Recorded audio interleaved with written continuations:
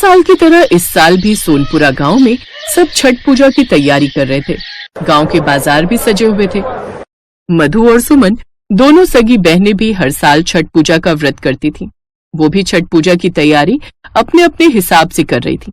बड़ी बहन मधु बहुत पैसे वाले अमीर खानदान की बहू थी, जबकि छोटी बहन सुमन का पति एक साधारण मजदूर था। सुमन को पता था कि उसका पति उमेश ज्यादा पैसे नहीं कमा पाता। इस वजह से सुमन कोई ना कोई काम करके घर खर्चे में मदद करती रहती थी। अरे सुमन, तू बांस की टोकरी बेच रही है? चल तेरे से ही खरीद लेती हूँ। तेरी थोड़ी कमाई हो जाएगी और छठ पूजा के लिए थोड़े पैसे जुड़ जाएंगे। एक काम कर, मुझे 20 टोकरी दे दे। मेरे तो वैसे भी परिवार में बहुत लोग हैं छठ पूजा का व्रत रखने के लिए। मैं अपने परिवार में सबको उपहार में दे दूंगी। तेरी सगी बहन हूँ, इस बात का तू फायदा उठा। और हाँ सुन, पैसे ज्यादा मत लगाना, मुझे सही दामों पर लगाना, कभी मुझे बहन समझकर लूट ले। नहीं नहीं दीदी, मैं तुमसे ज्यादा क्यों लूंगी? मैं सबको एक ही दाम पर दे रही हूँ, न कम न ज्यादा। हाँ ठीक है, मेरे नौकर को पकड़ा दे। रामू, ये सारी टोकरियां मेरी कार में रख दो और बाकी का सारा सामान भी हवेली लेकर चले जाओ। मैं थोड़ी देर में घर आती हूँ। अब तक तो सासू माँ भी आ गई होंगी, बोलेंगी मैं कहाँ रह गई। ये नहीं सुमन, टोकरियों के पैसे गिन ले, मैंने पूरे दिए। मधु सुमन को टोकरियों के पैसे देकर वहाँ से चली जाती है। बहुत बढ़िया मजबूत टोकरी है सुमन, तुम्हारी ऐसी टोकरी पूरे गाँव में नहीं मिल रही। लगता है तुम खास जगह से खरीद कर लाई हो।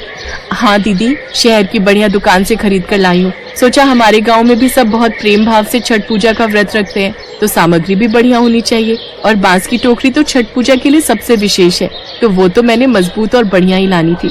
ये लो दीदी, आपकी 2 टोकरी बांधी है।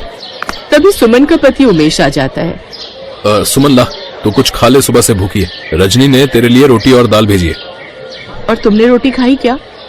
हाँ मैंने खा ली। रजनी ने खासकर बोला है कि भाभी को भूखा मत रखना। मैं जानती हूँ, मेरी ननद रजनी मुझे बहुत प्यार करती है। मैं तो छठ मैया से यही प्रार्थना करती हूँ कि अगली छठ पूजा तक रजनी का भी ब्याह हो जाए। सुमन खाना खाने बैठी ही थी कि तभी उसकी बड़ी बहन मधु गुस्से में उसके पास आती है। ये ले पकड़ अपनी सारी टोकरियाँ, एक भी टोकरी मजबूत नहीं है, सारी टोकरियाँ टूटी हुई हैं। तूने ये जानबूझकर किया ना, ताकि मेरा छठ पूजा का व्रत खंडित हो जाए। तूने मुझे टूटी हुई टोकरियाँ दी हैं, मेरे सारे पैसे वापस कर। मैंने तो अपनी बहन समझकर तेरे ऊपर तरस खाया था कि तेरी थोड़ी बिक्री हो जाएगी, पर तूने तो मुझे ही ठग लिया। सुमन तू रोटी खा, मैं बात करता हूँ। मधु दीदी, ये क्या तरीका है बात करने का, बताओ। मधु दीदी, मैंने आपको कोई टूटी हुई टोकरी नहीं दी। आप देख लो, यहाँ पर जितनी भी टोकरियाँ रखी है सब सही है, कोई भी टूटी हुई नहीं है। मेरे पास अभी तक कोई भी ग्राहक शिकायत लेकर नहीं आया। तो क्या मैं झूठ बोल रही हूँ? मुझे कुछ नहीं पता, मेरे सारे पैसे वापस कर और अपनी ये टोकरियाँ अपने पास रख। मैं बाजार की किसी और दुकान से खरीद लूंगी। अरे तो एक टूटती ना, सारी थोड़ी टूटी होंगी। एक भी टूटी हुई नहीं थी, मैंने मधु दीदी को सही टोकरियां दी थी। मुझे लगता है तू ऐसे नहीं मानेगी, मुझे आसपास के लोगों को इकट्ठा करना ही होगा। अरे देखो भाई देखो, कैसे चोर दुकानदार हैं, टूटी हुई टोकरियां देकर पैसे कमा लेते हैं। कोई भी इनसे टोकरी मत खरीदना। मधु दीदी, आप इतना शोर क्यों मचा रही हो? ये आपके पैसे और आप ये टोकरियां यहीं छोड़ जाओ, और भगवान के लिए इतना शोर यहाँ मचाकर मेरी दुकानदारी खराब मत करो। इस दुकान के सामान पर मेरा बहुत पैसा लगा हुआ है। आपकी इन सब हरकतों से मेरे सारे ग्राहक टूट जाएंगे। हाँ ठीक है, मैं भी नहीं चाहती कि मेरी छोटी बहन की दुकानदारी खराब हो। मधु ने बहुत बदतमीजी दिखाई और अपने पैसे लेकर वहाँ से चली गई। सुमन की 20 टोकरियां टूट गई।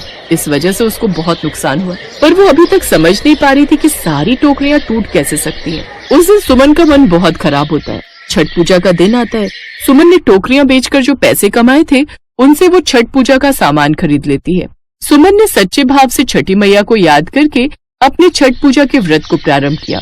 ऐसे ही अगली शाम जब सुमन सूर्य देव को नदी किनारे अर्घ्य देने पहुंची, तो उसके मायके की तरफ से माँ भी वहाँ आई हुई थी।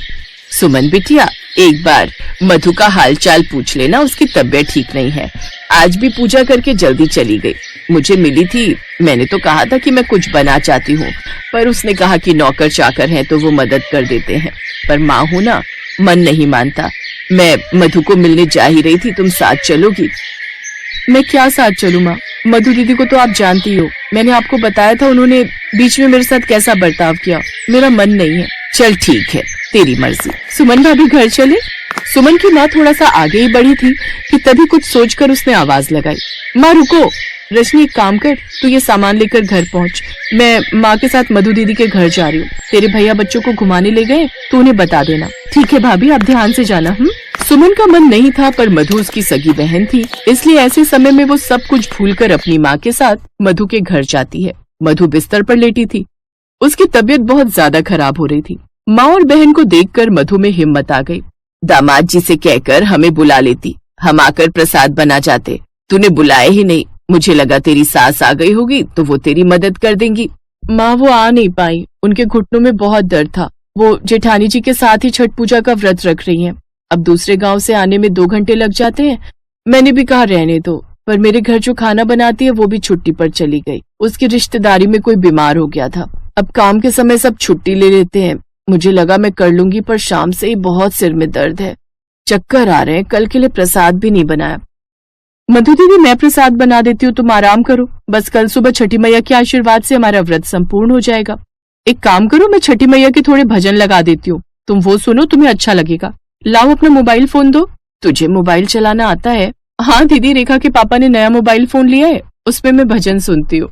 सुमन मधु को छठ पूजा के भजन लगा देती है और माँ के साथ मिलकर वो छठ पूजा का प्रसाद बनाती है। अपनी बहन के इतने अच्छे व्यवहार को देखकर मधु की आंखों में आंसू आ जाते हैं। वो मन ही मन छठी मैया से क्षमा मांगती है, क्योंकि मधु जानती थी कि सारी टोकरियां उसकी खुद की गलती से ही टूटी थी।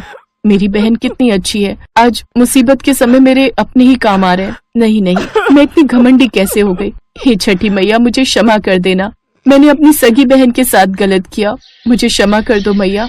अगले दिन मधु अपनी माँ और बहन सुमन के साथ मिलकर छठ पूजा के लिए नदी पर जाती है। छठी मैया की कृपा से मधु के मन से सारी नफरत दूर हो जाती है और दोनों बहनों के बीच अमीरी और गरीबी का फर्क सदा के लिए मिट जाता है।